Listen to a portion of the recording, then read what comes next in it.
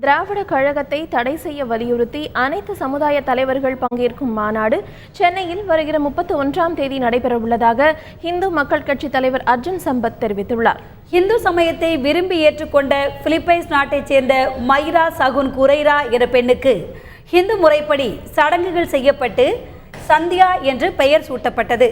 இந்த நிகழ்ச்சிக்கு பின்னர் செய்தியாளர்களிடம் பேசிய இந்து மக்கள் கட்சியின் தலைவர் அர்ஜுன் சம்பத், இந்து சமயத்திற்கு எதிராக செயல்படக்கூடிய திராவிட கழகத்தை தடை செய்ய வலியுறுத்தி அனைத்து சமுதாய தலைவர்களின் மாநாடு சென்னையில் நடைபெறவுள்ளதாக தெரிவித்தார்.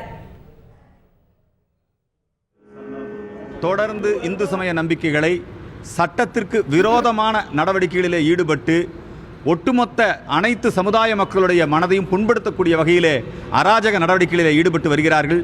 எனவே திராவிடர் கழகங்களை தடை செய்ய வேண்டும் என்கிற ஒற்றை கோரிக்கைக்காக அனைத்து சமுதாய தலைவர்களும் ஒருங்கிணைந்து ஒரு மாநாடு இங்கே முத்துராமலிங்க தேவர் மண்டபத்திலே நடைபெற்று அதன் பிறகு மேதக ஆளுநர் அவர்களை சந்தித்து திராவிடர் கழகத்தை தடை செய்ய வேண்டும் என்கிற கோரிக்கையை முன்வைக்க இருக்கிறோம்.